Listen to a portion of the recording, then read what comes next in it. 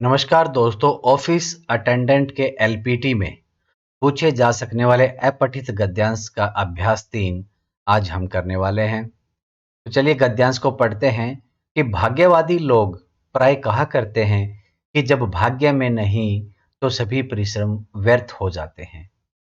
थोड़ी देर के लिए यदि उनकी विचारधारा को ही मान लिया जाए तो भी भाग्य के भरोसे बैठने वाले व्यक्ति की अपेक्षा कर्मशील व्यक्ति ही कहीं अधिक श्रेष्ठ होता है।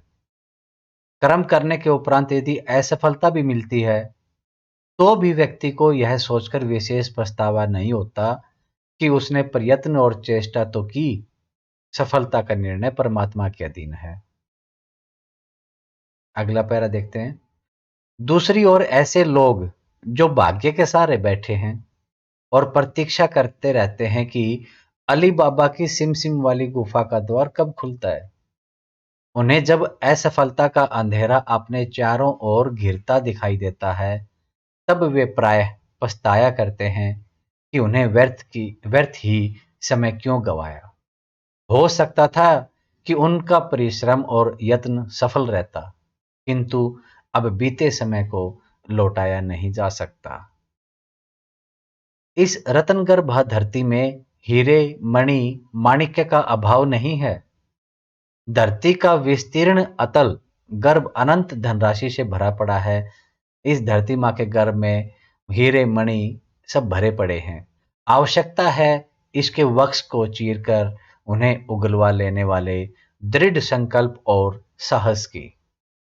धरती की कामधेनु तो उन्हें ही अमृत रस बांटती है जो लौह करों से उसका दोहन करते हैं। लौह करण, लोहे जैसे हाथ। तो ये हमारा अपठित गद्यांश हो गया। अब इसके क्वेश्चंस देखेंगे। तो दोस्तों, अगर आपने अभी तक चैनल को सब्सक्राइब नहीं किया है तो सब्सक्राइब कर लें और आने वाली वीडियोस का नोटिफिकेशन प्राप्त करने के लिए बेल आइकन दबाना ना भूलें। भाग्यवादी अपनी सफलता का श्रेय किसे देते हैं? पहला प्रश्न ये है। तो हम चलते हैं गद्यांश पे कि भाग्यवादी लोग प्राय कहा करते हैं कि जब भाग्य में नहीं तो सभी परिश्रम व्यर्थ हो जाते हैं। यहां से उत्तर निकलेगा हमारा कि भाग्यवादी अपनी सफलता का श्रेय भाग्य को देते हैं। अगला प्रश्न है, धरती को रत्नगर्भा क्यों कहा गया है? गद्यांश में बताया गया था कि रत्नगर्भा धरती में हीरे, मणि, माणिक्य का अभाव नहीं है। तो यहां से उत्तर बनेगा कि धरती को रत्नगर्भा इसलिए कहा गया है क्योंकि धरती में नाना प्रकार के अनेकों प्रकार के रत्न भरे हुए हैं। अगला प्रश्न है, कर्मशील व्यक्ति को पछतावा क्यों नहीं होता? पैराग्राफ पे चलते हैं कि उसको पछतावा इसलिए नहीं होता क्योंकि उसके प्रयत्न और चेष्टा तो की और सफलता तो भाई ऊपर वाले परमात्मा के अधीन है। तो यहां से उत्तर निकल कर आएगा हमारा, कर्मशील व्यक्ति को इसलिए पछतावा नहीं होता क्योंकि वह यह सोचता है कि उसने प्रयत्न और चेष्टा तो की, भले ही उसे सफलता हासिल न हो सकी। वह जानता है कि प्रयत्न करना उसके हाथ है और फल ईश्वर के अधीन होता है। अगला प्रश्न है, भाग्यवादी कर्मशीलों से किस तरह अलग होते हैं? कर्मशील और भाग्यवादी में फर्क क्या होता है?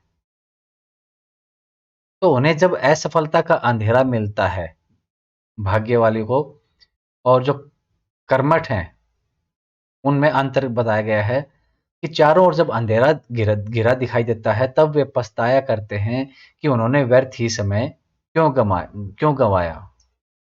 तो यहां से उत्तर निकलेगा कि भाग्यवादी भाग्य के भरोसे बैठकर सफलता का इंतजार करते हैं। जब उनको सफलता की जगह असफलता मिलती है तो वे पछताते हैं कि उन्होंने व्यर्थ ही समय गंवाया है। तो ये फर्क रहता है भाग्यवादी का। अगला प्रश्न है, धरती में छिपे रत्नों को कौन निकाल कर लाते हैं और कैसे? जो कर्मठ होते हैं, काम करने वाले होते हैं, भाग्यवादी नहीं होते। तो यहाँ पर दिया गया है कि वक्ष को चीरकर उन्हें उगलवा लेने वाले दृढ़ संकल्प और साहस की। और धरती की कामधेनु तो उन्हें ही अमृत रस बांटती है जो लौह करों से उसका दोहन करते हैं। यहाँ से उत्तर निकल कर आएगा कि धरती में छिपे रत्नों को कर्मनिष्ठ लोग निकाल कर लाते हैं। वे अपने लौह सदृश मजबूत हाथों से धरती रूपी कामधेनु का दोहन करते हैं और रत्न रूपी पीयूष का दोहन कर लेते हैं। अगला प्रश्न रहेगा कि अपेक्षा और संकल्प का अर्थ बताएं। अपेक्षा का रहता है की तुलना में और संकल्प का रहेगा दृढ़ निश्चय। अगला प्रश्न है उपरांत और अनंत का विपरीतार्थक शब्द बताएं। उपरांत होता है बाद में, तो इसका विपरीत रहेगा पहले, और अनंत का अंत विपरीतार्थक शब्द रहेगा। तो दोस्तों, अगर वीडियो पसंद आई तो लाइक और शेयर कर दीजिए। आने वाली वीडियोस का नोटिफिकेशन प्राप्त करने के लिए चैनल को सब्सक्राइब कर लें और बेल आइकन दबाना ना भूलें। Thank you.